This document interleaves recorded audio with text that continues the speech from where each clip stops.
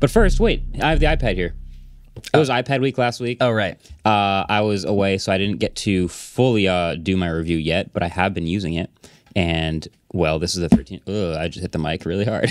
This is the 13th. It would have been harder with the old heavy one, though. True. Yeah, this is thinner and lighter than ever. It is, this is the first time you guys are, like, seeing it in person. Because you, like, left immediately after it came in. Basically, yeah. I, like, took it out of the box and then, like, packed up and flew to Columbia. So, like, you guys didn't get to see it. Guys, look at this cool iPad I have. Okay, bye. See you later. But, you know, getting it back, I'm one of those people who has been using an M1 iPad Pro for how years, however long it's been since it came out, and set this one up, mirrored it to the old one, so it literally has that old wallpaper. I don't know if you guys remember this wallpaper from M1. It's like years old, and I've been using it the exact same way and doing all the exact same things, Which is emails, web browsing, YouTube, some Netflix, offline Netflix on the plane. Oh, yeah. Wait, what were you watching?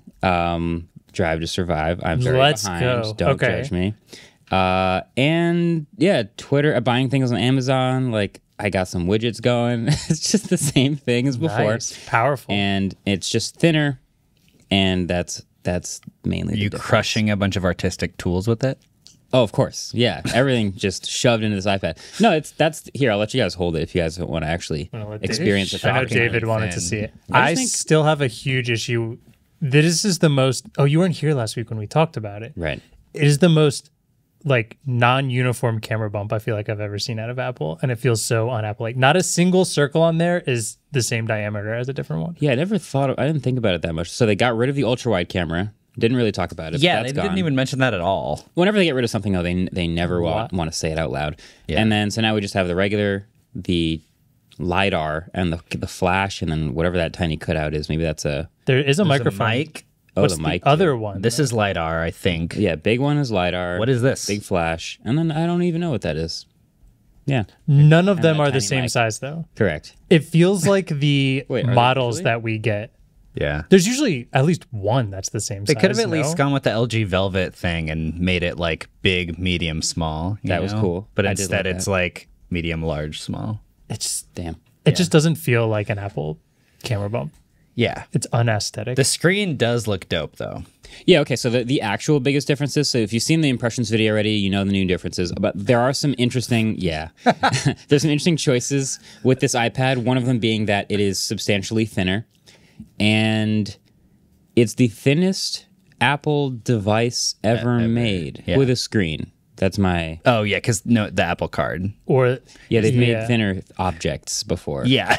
But this is the thinnest device. Device. Yeah, the thinnest device they've ever made. Dang. And it is 5.1 millimeters thin. Do you know how much thinner it is than the last one?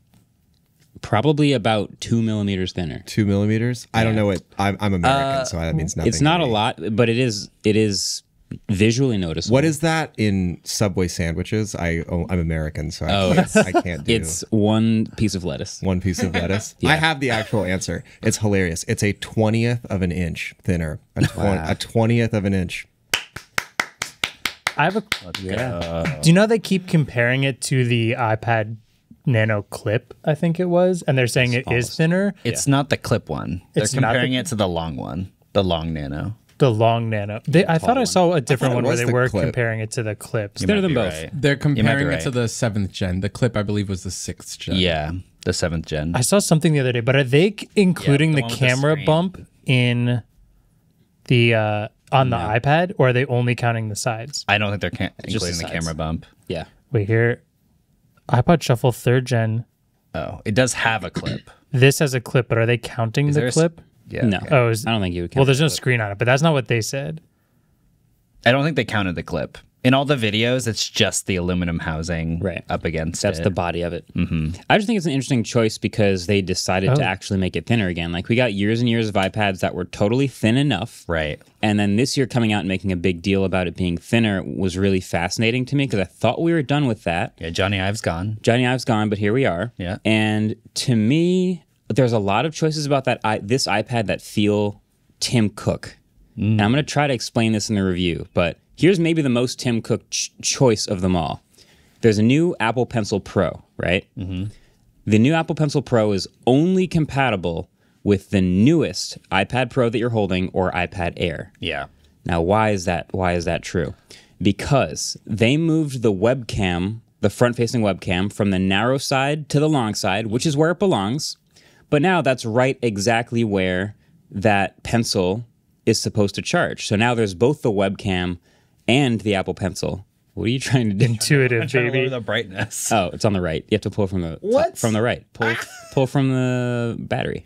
Oh. Yeah. Okay. So okay. So the Apple Pencil now charges in the same exact spot, but there's also now a webcam there. So they had to arrange the magnets and the way it charges those components differently on that side. Right. So it doesn't work the same way as the old ones. Why didn't they just move the Apple Pencil to charge on the other side of the iPad? Like the bottom. Yeah. Because of the folio. The pogo pins for the...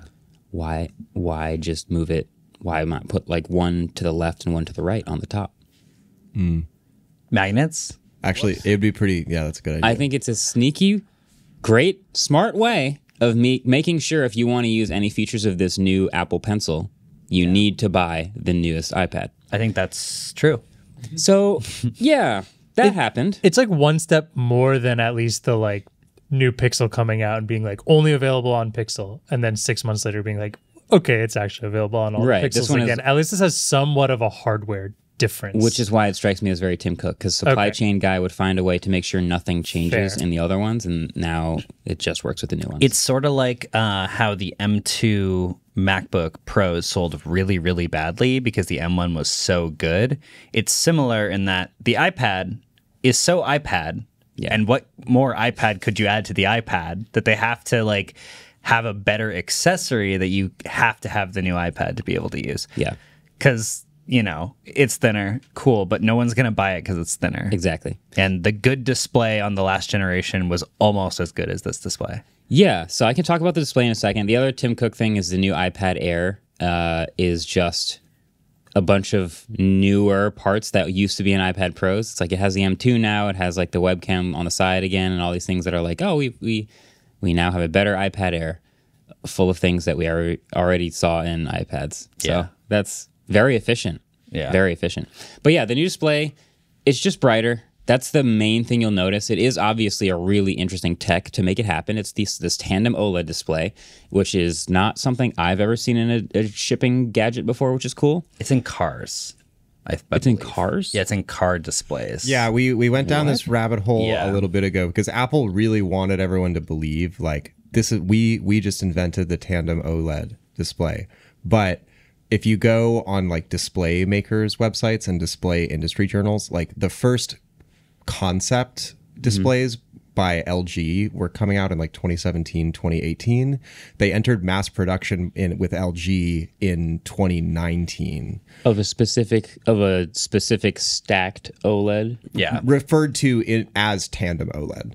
and it's the same thing. And then Samsung just began, as far as I could tell, Samsung just began their mass production for iPad this year.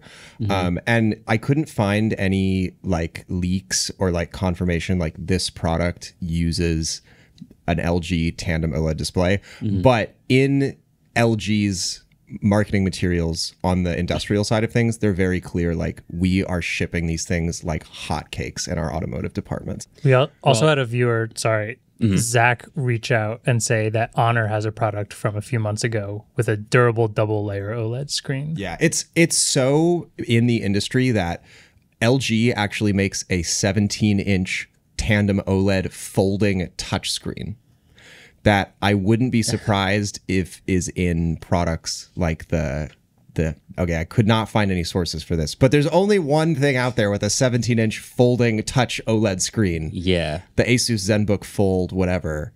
And I'm like, is that a tandem OLED? Was Asus? That is interesting. Anyway, this is all like Ellis's tinfoil hat conspiracy display industry nonsense. Right. So take it all with a grain Can of that be a salt. new segment of the podcast? Yeah. Tinfoil hat segment.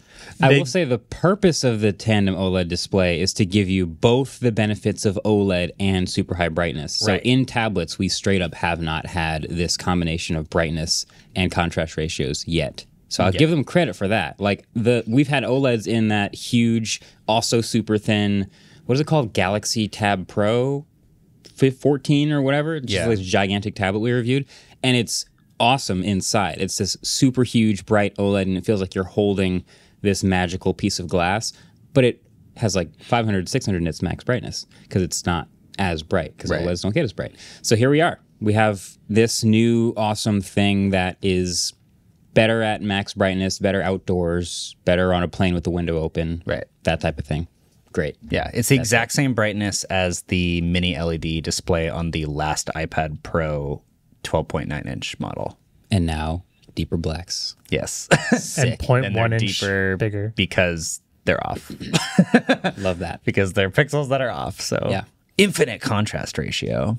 Yeah, so I've been using it. I don't know. I'm going to put my review together. I don't think it's going to be a standard review. I think it's more just me diving into my maybe tinfoil hat theories about some of the weird choices. Why is it thinner this year? Why is the Apple Pencil only compatible with this one this year? Why do they do all these things? Why did they get rid of the ultra-wide camera? There's a bunch of interesting choices that they made. With I think this that iPad is a Pro. better angle to go Yeah. with for the review because Yeah. what else are you going to say? Exactly. Yeah. It's the same. Like I saw someone did a review that wasn't at all about the device really. It was like, what does iPad OS need for me to actually want to buy the M4 iPad Pro? I would also be into that. Which is a better video. Yeah. In like and it's every also way. such an evergreen. That's been like the question on our minds for like 4 years now. It's like, this is a really powerful thing that's still an iPad. So what do we want it to do? Mm-hmm. Okay. Sick. That's the iPad. Ellis wanted to throw one more thing in from last week. I did, because last week I very dismissively was like, stem splitter is boring. And I Sick. got drinks with a friend of mine who is, working in the upper echelons of the music industry, which I am not. And he graciously informed me that I was pretty wrong and that stem splitter works way better than previous attempts, and it's integrated really well into Logic, and as like a utility, it's actually like a really cool thing to have built into Logic. Maybe not as a creative tool for making things necessarily, but if you're a professional, he was like, this is very, very cool. So thank you, unnamed friend. Yeah. But yeah, so sorry I wrote it off. If you're working in music, maybe you should check this out and not listen to me. Yeah, also for those that maybe didn't watch the podcast last week or forgot about it, it's basically that during the iPad event, they announced Logic Pro 2 for iPad. Yeah. And also an update to Logic. I think it's called Logic 11 now, something like that. But they're introducing a stem splitter feature where you can add any music file and it will separate the tracks. I got a live demo of it, and this is one of those things where the demo was so good that I was like, this is definitely tailored exactly for this feature, and I don't know how well it will work. But in that demo, it blew my mind at how well it worked. And it was like, here, we gave it this song, and we did the stem splitter thing, and it separated it out, and here's the drums, and here's the vocals, and here's the bass, and here's the different instruments all split out through the power of AI and Apple Silicon. And you play back just the vocals, and it's like, it sounds like I'm just listening to a recording of just the vocals. And super cool tool to use. And to me, it always struck me, like, I don't use Logic, but it struck me as just like getting rid of some plugins that were doing that in the past. And it's just like, yeah, we just built it in now. It's like when Final Cut does a better tracking tool. You're like, oh, well, that's better than the plugin I was using. So great. So I would love to see it on other tracks. Also, a question, could you just remove one of the stems and then Content ID wouldn't like go off?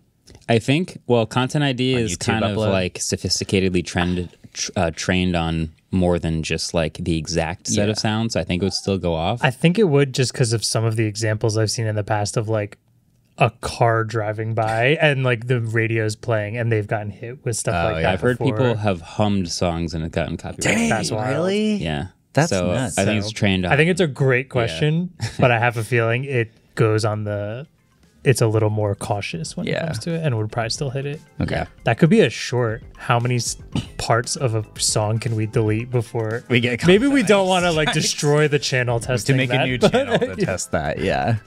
Cool. That sounds like a great idea, Ellis. Why don't you look into doing some You're more telling me math? that this is a great idea. I'm going to look into that math for you.